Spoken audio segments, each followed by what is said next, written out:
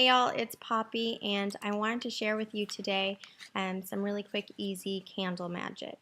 I know there are a lot of really great witchy shops out there, both online and in your hometown if you're lucky enough to have a pagan shop in your hometown. And there's lots of fun, wonderful, amazing, beautiful, powerful candles out there that you can purchase. And I, just like you, love those shops and do purchase candles sometimes. And sometimes I don't because I use Candle Magic pretty much every single day. And so I have some basic stuff that I almost always have on hand. And like I said, I use it daily.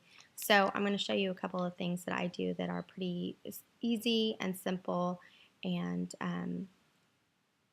effective, which is really the most important thing when you're talking about spell work.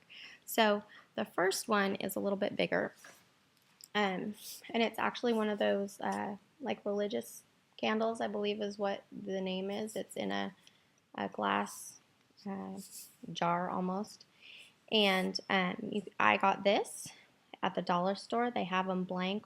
They have them with other pictures on them, but you can also just get them blank. And then I found a picture that I felt represented this particular spell and request, and I printed it out and did a little bit of coloring. And if you look, let me see if I can turn it. Okay, and you see right there, there's writing. So what I do is when I print out the picture, I'll do coloring if I want to, and then I'll write my spell, my prayer, my request, whatever it is, on the back of the picture, and then I just use, I don't know if you can see that, Scotch tape to wrap it around the candle and stick it to the candle. These ones I use for like really what I would call big works. Not that they're more important than the other ones I do, but this is like a long-term spell. This is a several day, lots of focus, lots of my energy, lots of my focus. This is like when someone's in the hospital and you're doing intensive work for them. You need a long time to look at it, a long spell, long-term spell. The second one that I do really daily, I do a lot of these every day, are these little tea lights, and I just love them. You can get tea lights. I think you can get like 100 of them at IKEA for $2, $3, something like that, something ridiculously cheap. Or again, I get them, this little pack, 16 of them at the dollar store. And I love these for a lot of reasons. One, they're small, which means that your request, your spell is going to be put out there right away. Love that. Also, they come in their own little container like that.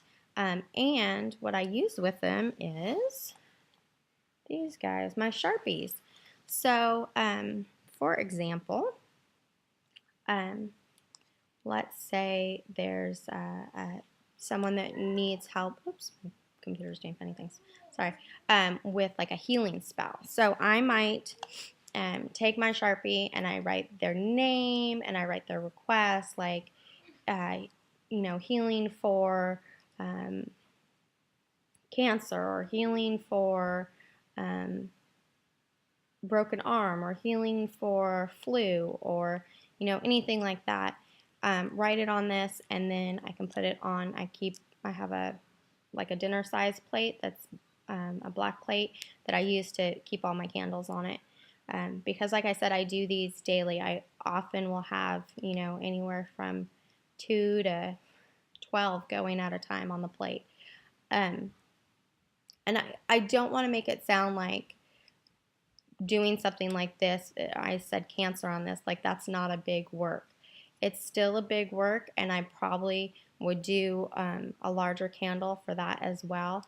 But if I just need to get something out there, send the initial energy out, I'm going to do a little one. And you can use it for anything. And I do use different color Sharpies for different types of spells. I, use green for money, and pink for love and red for passion or energy. But you don't have to use a particular color for anything. If you do a quick search, you're going to find a lot of lists that tell you, uh, let's see if I could do this, a lot of lists that tell you this is the right color code, this is the colors to use. And if those colors work for you in that representation, then fantastic, great, use it. If you hate pink, if it's the most foul, ugliest color that you can think of, then do not use it for love. It does not fit the same vibration for you.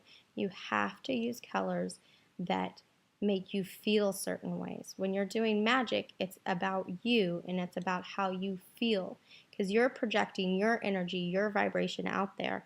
And to get caught in the semantics of a color because someone else said that was the right color, but it doesn't make you feel the right way, is not helpful and is not needed and is not necessary.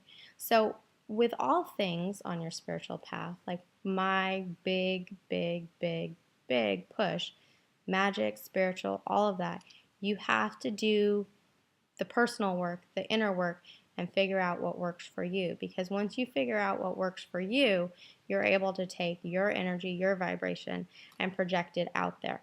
But if you don't know what's going on with you and you don't know what's working for you, you don't have the energy to put it out there for someone else. Of course, even when we're feeling down, depressed, whatever, we can still do spells. We can still put our energy out there for someone else. But if we are pouring from an empty cup, as the saying goes, it's not as strong.